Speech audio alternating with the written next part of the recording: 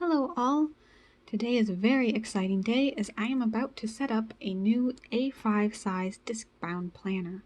And I thought I could share my journey here with you as I fill it with these things that I have picked out. I have a very minimal planner style. I don't like to have a lot stuffed in it. So these are just some simple things that I'm going to be trying out and see how they go. Kind of giving it a test run. So let's move things aside for just a moment. I have this leather tool pebbled leather planner cover. I put 1-inch metal aluminum discs from the brand Talia on it. I really like the look. I have a planner pocket, also from Tool. And currently my pockets in this planner are empty, except for these page flags, which I accidentally slid too far in. There we go. Page flags, which I find come in handy. So first off, I'm just going to slip this pocket on these discs while there's not so much on them. Just kind of makes it easier because I can have more flexibility, literally, in putting the discs on.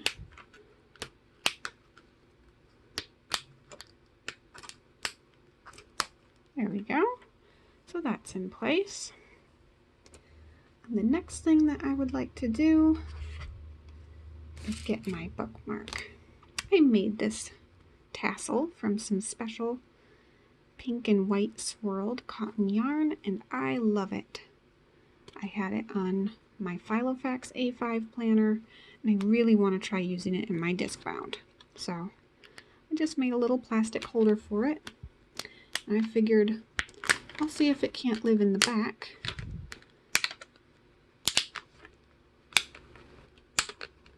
Right like that on this holder that I made, and that way the string can go up through whatever page I want to have marked. It'll hang out the top and look cute, but also hopefully be useful. And then another important functional piece is this sheet of thin flexible plastic that I cut down from a notebook, cheap notebook.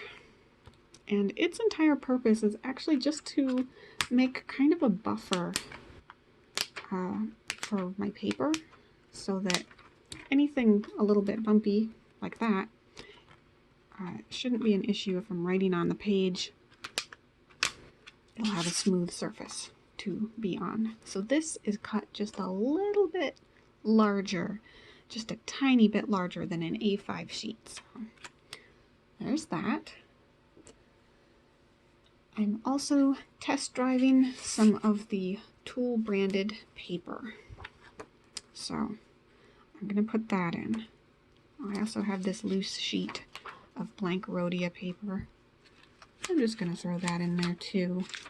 It's also going to help show some of the size difference. This is an actual A5 paper from Rhodia, and these are Tool, which is their junior size or half sheet of a standard letter size printer paper here in the US. I actually cut these down because normally they would be 8.5 inches by 5.5 inches, and that would stick out 1/8 of an inch top and bottom compared to using this as an A5 size system. So yes, I trimmed off 1/8 of an inch from the bottom and top. But we'll see how I like this paper. I think that I already like the look and feel of it better than the ARC branded paper that I had been trying from some of my previous purchases. But not too much of this paper. I don't need to carry a lot at one time. Just using it for like kind of a daily journaling thing or jotting down thoughts and ideas. And I'm keeping it at the back of my planner so that when I'm writing, my hand isn't up on top of this pile of stuff that's in the binder. It's just right against the cover. Makes it easier to write on. So, other thing I'm going to do, it's kind of nice about the width of these 5.5-inch wide sheets not being quite as wide as an actual A5 size sheet. I have the zipper pocket from a ring-bound A5 size planner, which I punched for the Discbound system with my trusty ARC paper punch, leverage punch. And I put that in there. The little plastic zippy tab rests against the, well, partly the A5 paper that I put there, but especially this plastic protective sheet that is there, because I don't want to dent this leather cover. If I notice that that is happening anyway, then I'll see if I can go without this plastic pocket. But it is useful to me because it's currently holding my measuring sheet of Rhodia dot grid paper. You can see it has all these little numbers written in the boxes because this is an A5 size paper, and that helps me plan layouts and all that good stuff. These page flags are the ones from the packet that I have up in the front of my binder, and they just help me mark and measure things out, and I keep reusing them until they don't stick anymore, and then they get replaced. So those ones are currently fine. They're just living on that piece of paper from an abandoned project idea. So I am happy with how that looks currently. Now onto these crazy things that I have decided to test. These top tab dividers are actually the Happy Planner brand. They are meant to fit in the classic size planner, which has 9 discs, and yes, they are punched. It's kind of an odd size that they made for their 9-disc planner because that is the width they come in. It's just a set of 3, and you can see the tabs, you know, they run side to side on the top. Don't know why they're not a little bit wider, but it works out nicely for my A5 testing because all I had to do was trim off the bottoms to get rid of that extra 9th disc, and here they are. And yes, they are punched, and I did try putting one on, but that puts the top tab right in the corner of the top of the binder. It just looked kind of weird to me, and so as a test run, I just threw some masking tape onto these and punched it because that gives me the roughly 1/4 of an inch that I needed to space them out and get them to actually reach right to the edge of an A5 system. So whether I keep them like that or not long term, I don't know, but it's just masking tape, so I can switch it up if I want to in the future, or if I do like them being spaced out this way, I can pick something prettier, some kind of pretty tape if I need to. So there is a blue divider to get to the things at the back, and I think that the next items I want to slip in here are my week per page planning layouts that I made myself. These are all done by hand with some Micron Pigma pens and a ruler and my own handwriting. So I'm really proud of how these came out. I'm going to be using them for a combination of time tracking and actual planning on paper.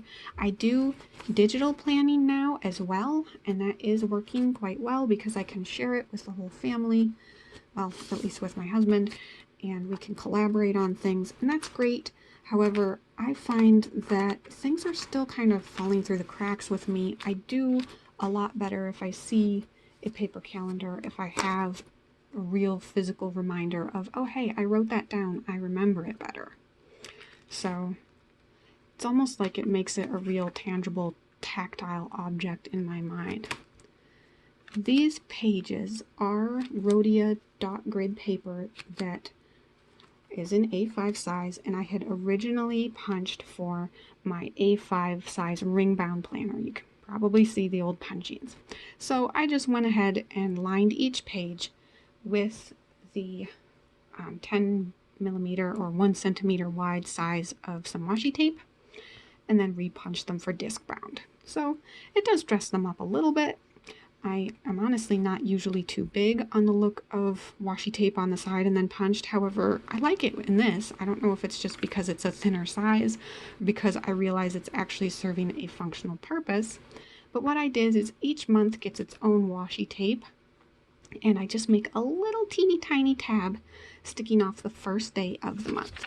So that can make it hopefully a little bit easier to find the next month that I might be looking for, and also kind of see like how fast the next month is coming up in this week per page kind of layout. So I figured I'm going to stick that there and then use my clear divider. And like I said, I don't like to have too much stuffed in my binders, so I figure at some point I probably am going to throw in some extra note paper or to-do sheets in here, but I don't have those punched currently, and I just want to carry this around as is to see how I like it and see how I like these dividers, if I hate them and I want to replace them. So for now, I'm not throwing anything extra in here. You have this pocket, which I'm really happy about because it is lined with some soft material. It will make it so that I can throw my cell phone in here and just carry the planner and my cell phone all at once. I could not do that in the smaller size of planner that I was trying to use in Discbound systems, and I think maybe that was part of the reason why I wasn't using it so much, and that's why I am finally trying to go back to the A5 size that I had been using last year. And I'm really excited. So there's my marker. Oh, and I cannot forget my special pencil. I also have this Uni Alpha Gel Kurotoga mechanical pencil. It's made by the Uniball brand, and this is a fantastical mechanical pencil. It's fantastical too. This is the pink color of it, but it writes so nicely. It's so comfortable to hold, and it rotates the lead every time you pick up the pencil so that you never have to do that yourself. It's great. You know what I'm talking about if you're a pencil fanatic and you enjoy writing with pencil. Because I print rather than use any script or cursive, this works really well for me. So I'm just going to slip this pencil up into the loop, which I find fits nice right like that in the style of a cover. And I'm going to close this up. Like I said, it's on 1-inch discs, and to me this seems like the perfect thickness, the perfect fullness. It's not too bulky, but the discs have enough on them that they don't look bad or out of place. This just looks great. I can't really show it that well on camera just because my tripod is not that tall, so I'm sorry for that, but tassel hangs out as I had planned. I'm quite pleased with it. So thank you for letting me share this with you. Feel free to drop any questions or comments that you have on it. I'll be happy to get back to you. Thank you so much, and happy planning. Bye.